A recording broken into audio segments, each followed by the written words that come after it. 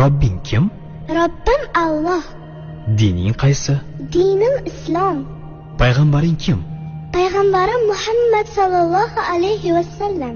Kitobing qaysi? Kitobim Qur'oni Karim. Tilaging nima? Tilagim iymon. Qiblang qaysi? Qiblam Kabatulloh. Millating qaysi? Ibrohim Halilulloh millatidanman. Kimning mazhabidansan?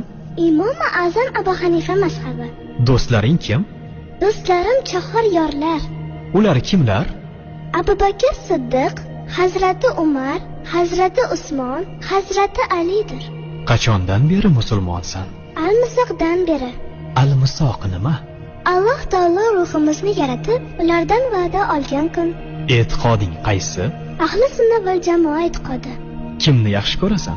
Alloh taoloni. Undan keyinchi? Payg'ambarimiz Muhammad alayhissalomni. Undan keyinchi?